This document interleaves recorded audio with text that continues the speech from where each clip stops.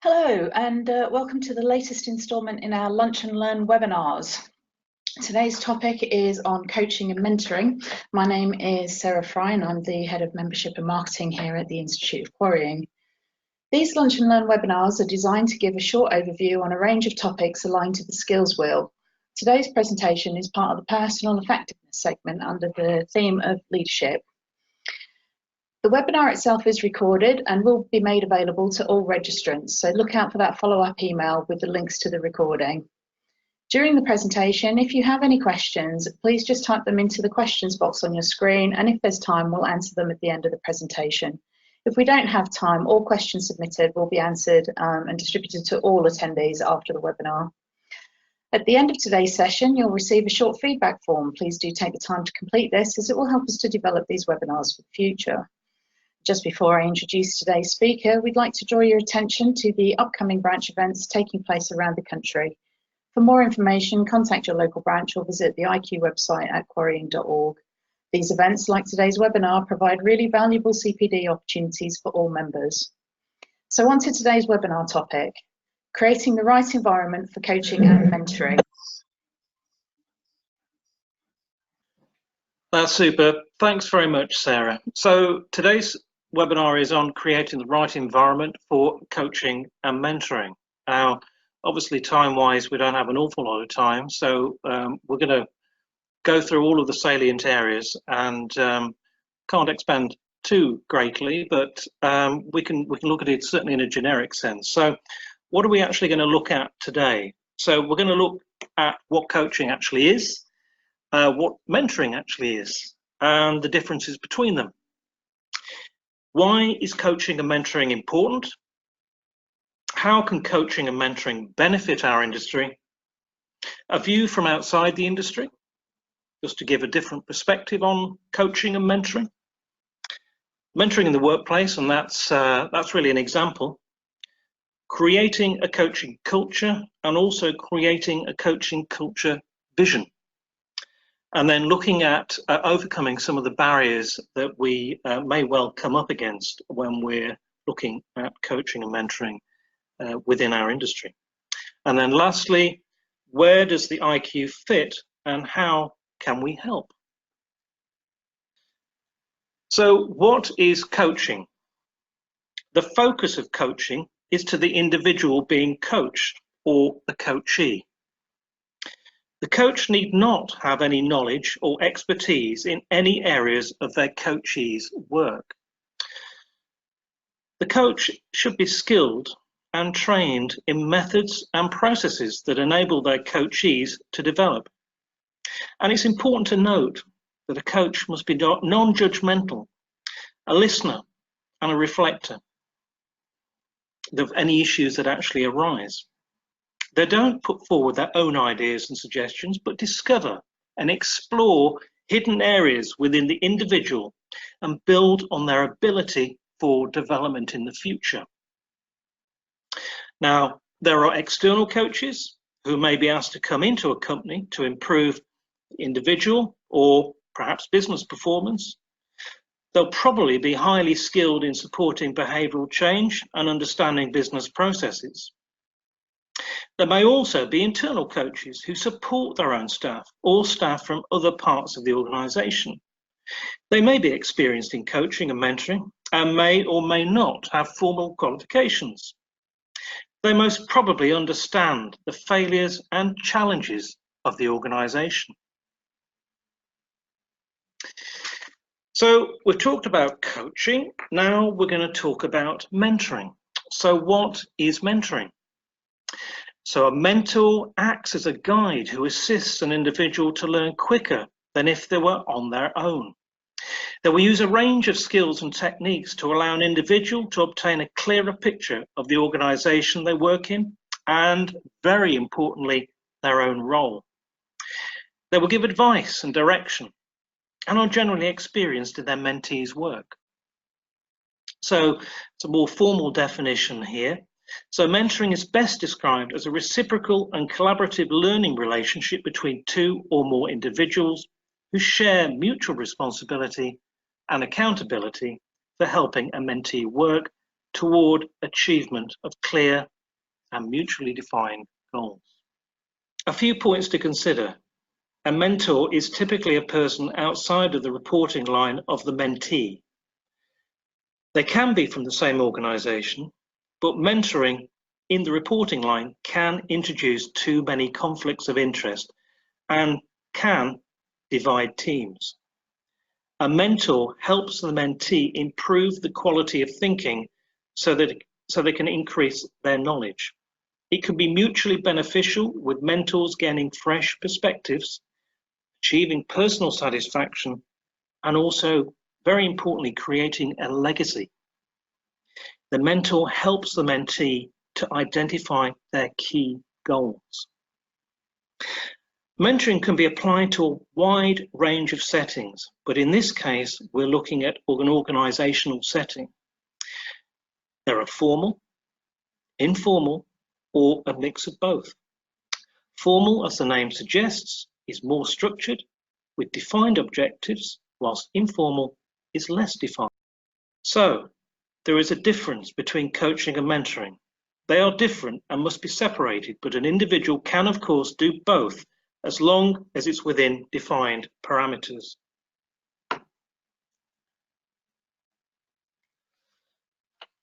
The difference between coaching and mentoring. So, a coach creates a space to think, and a mentor advises and suggests. A coach is non-judgmental, but a mentor may need to make judgments.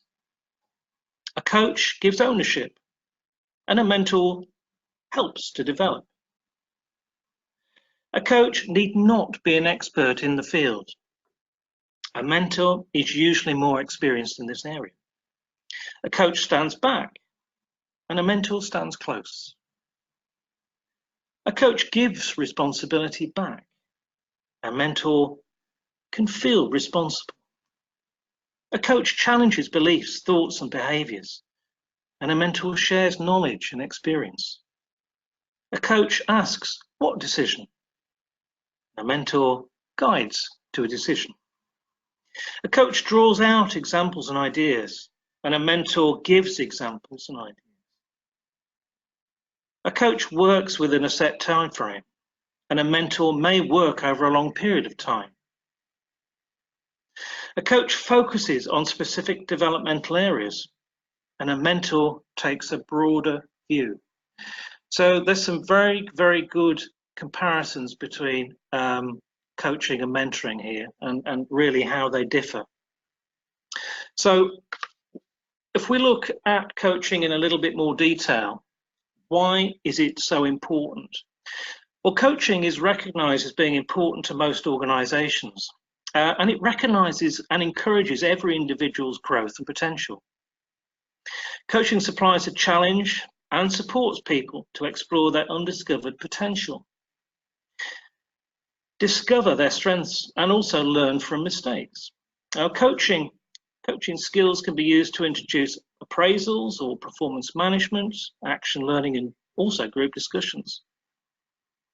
The advantage of coaching is that it encourages a person to focus on their strengths as well as areas for development in their future.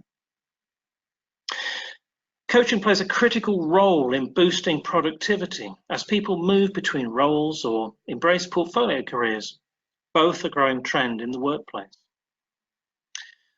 Demonstrating the impact of coaching on performance, recent research has found that people who didn't receive coaching at this critical moment were over 8 times more likely to say that they don't feel able to work at their best ability compared to those that were coached. So coaching is a tool that empowers employers to empower individuals. Some businesses have gradually taken away empowerment in certain aspects of the job. Surely we need the tools to do the job in its entirety, and coaching can help in this respect. So we've said why coaching is important. So why is mentoring important? So developmental mentoring is an invaluable tool for supporting a coaching culture. A well-designed and well-implemented mentoring program leads to an increased number of powerful developmental conversations taking place in the organization, leading to increased employee engagement and talent retention. It can help people make significant role transitions. It can also support people who are being fast-tracked to more senior leadership roles. It can change the organizational culture. It can embed new skills and behaviors in the workplace, improve retention, which is always important, and also support talent pools within the organization. Mentoring is a very flexible tool that can be used to serve a number of different organizational objectives, from talent management, as we've spoken about before, through diversity management to change management. Currently, the use of mentoring focuses on aligning mentoring with wider organizational goals and maximizes the potential positive impact it might have on the bottom line. Always something to consider within an organization. And I'll talk in a little bit more depth later when we discuss mentoring in the workplace and look at a work-through example. So an interesting area here, a view from outside the industry. So I just thought I'd throw in some comments on workplace culture according to employees.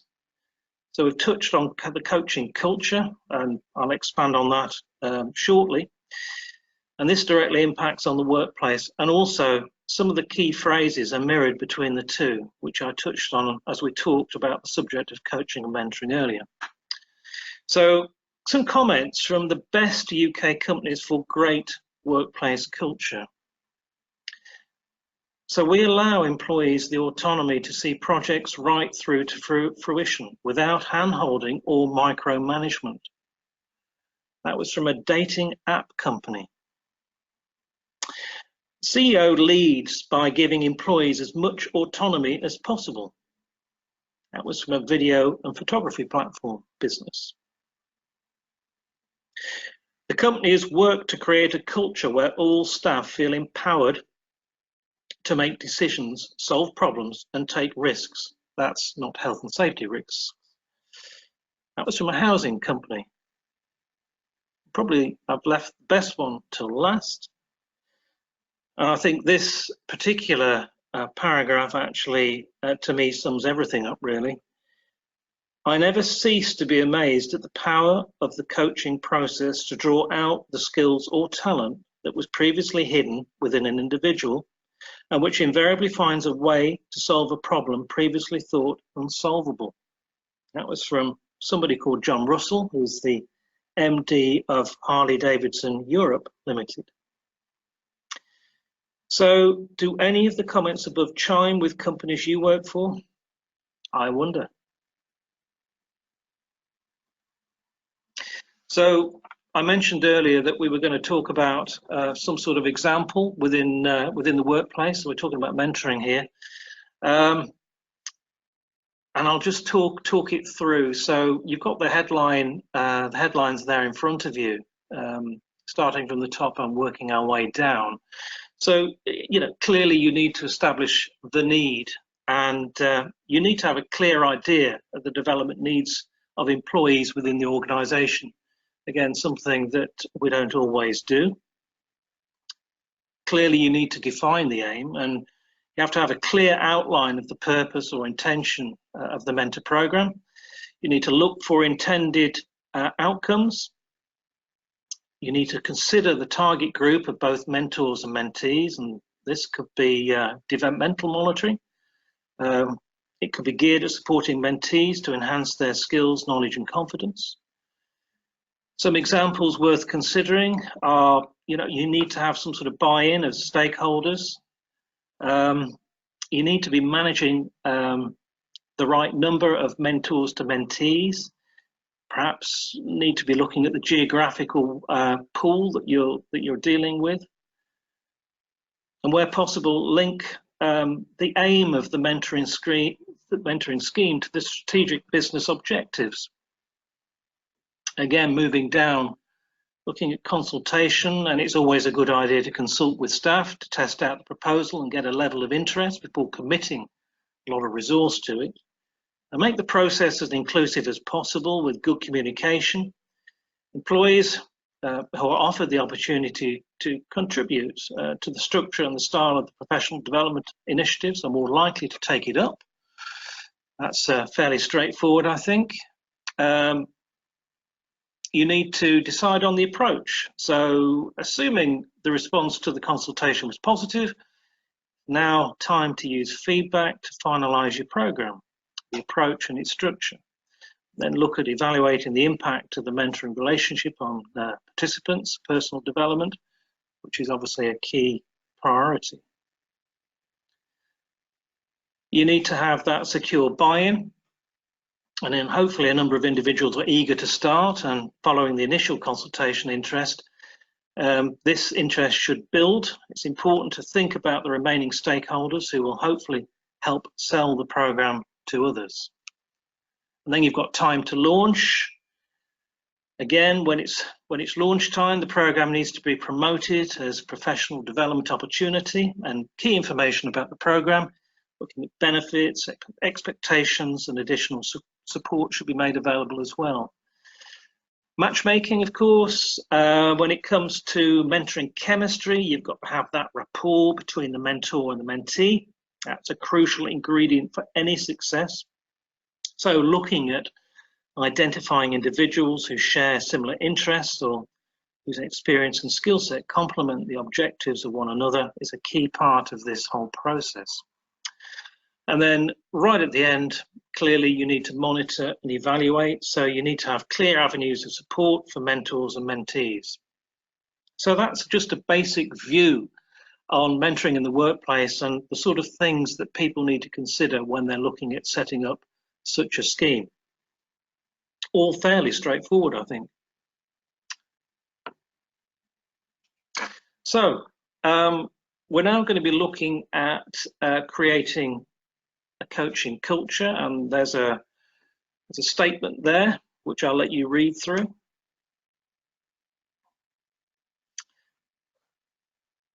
So what is coaching culture? Quote, coaching is the predominant style of managing and working together, and where a commitment to grow the organisation is embedded in parallel commitment to grow people in the organisation. Well, I think from my point of view, this is surely where we want to go.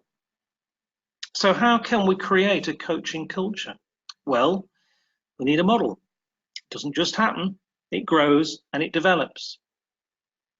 We need processes and structures to support coaching and mentoring. So we need ideally a pool of internal and external coaches. We need a coaching policy. We need some guidelines to run to. It has to be supervised. There needs to be some sort of competency framework that includes coaching, someone to head up the concept, a coaching culture steering committee, the use of peer coaching to encourage collaboration and enhance teamwork practices. So we need the skills to make it happen. And this is, again, really important. You have to listen effectively. You need the trust of individuals. You must have feedback and actually work that feedback. You need to have the right questions. You need to be setting expectations and identifying outcomes and goals. Building relationships, of course, is absolutely important and fundamental. And then using the correct coaching techniques and observing. Behaviours are an important aspect and the most noticeable manifestation of the culture.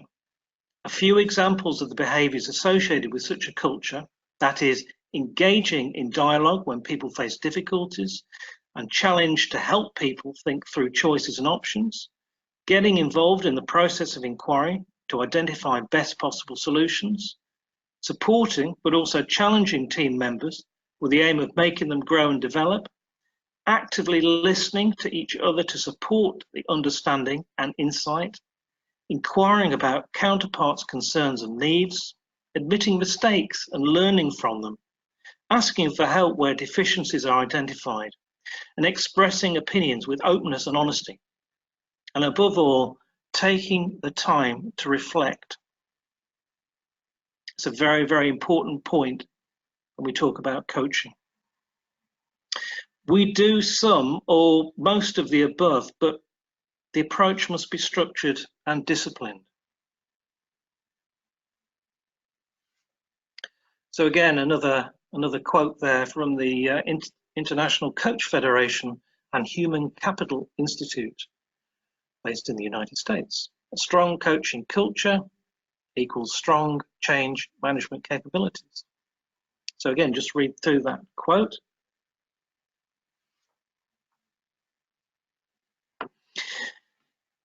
Okay, we talked about a coaching culture. Now we're going to talk about a vision. And it's fair to say that most organizations spend a lot of energy and time on creating the wider organization's mission and vision. It's not always the case with the coaching culture, though. In the vast majority of organizations that have a coaching culture vision, it was created and articulated by one of the senior leaders. They have the idea, they have the concept, or perhaps a group of individuals, mostly consisting of human resource personnel, and of course an executive sponsor and other stakeholders. A popular format for defining a coaching culture vision is a workshop where key stakeholders engage in discussion and brainstorming on what will be different when the organization achieves the desired stage of coaching culture. And then based on observations of what successful organizations do, as well as existing literature, it's clear investing in a careful design of the process is key to all of this. So some of the key questions you might well ask are, actually, why do we want to create a coaching culture vision? And what purpose will it actually serve? And how will it be used? So what do we hope to accomplish in the process? Well, following on, there would need to be key stakeholder identification, deciding on the format and visioning process design. So this could be a series of workshops. There needs to be implementation. So there has to be a capable coordinator to draw people together. Someone has to manage it, supervise it, look after it. There needs to be people development. There needs to be some sort of coaching philosophy, and then understanding people's attitudes and beliefs. And of course, lastly, and we've mentioned this a couple of times before, feedback from the organization. So that, in essence, is how you create coaching culture vision. So we do have, unfortunately, we do have barriers to coaching and mentoring, and despite good forward planning and clear guidelines to your staff about who or what is involved in the process, you may more than likely encounter individual barriers to coaching and mentoring. So these sorts of individual barriers could include perhaps a lack of self-awareness or an unwillingness to change. We've seen that before. Perhaps little knowledge about the process, or that person may have learning difficulties. There could be a feeling that coaching and mentoring is just another tool. It's just not worth it. Perhaps that person had poor experiences of coaching and mentoring in the past. No real belief that it can be effective, perhaps. Or that person may have unresolved personal issues as well. So again, we need to be mindful that barriers are there, and some people will buy into this and some people won't. And it's not an easy way of trying to persuade some of these people to buy into the process. So how can the Institute of Quarrying help? Well, the Institute views coaching and mentoring as a key area to address within our skills wheel. And what we'd like to do is offer help and advice to members. So we aim to develop a scheme where we could, with partners, offer a coaching service to individuals or businesses, and also offer coaching qualifications primarily through our ILM approved assessment centre here at IQ. In addition, it is our ambition to offer mentor support and guidance, and this may take the form of workshops steered through at branch level, We as an industry have a fantastic resource at our disposal. So much knowledge and passion exists within the businesses. This could be channeled to push individuals and organisations into a better place and bring the industry in line with best in class. A number of larger companies are already undertaking coaching and mentoring to varying degrees and success. An area we're keen to progress centres on operational supervisory level.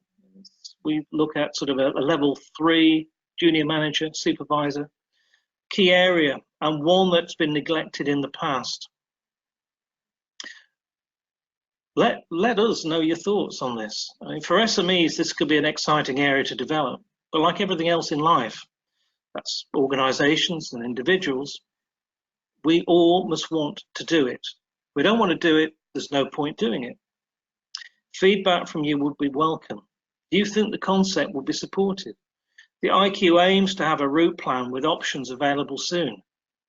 We've just scratched the surface on the subject today, and I've had to be quite generalist as we don't have time to go into depth. But hopefully you've got a flavour of what coaching and mentoring is and the benefits it could actually bring to business. As I mentioned before, we have a fantastic resource of people here. Let's use that resource to its best effect. Thank you.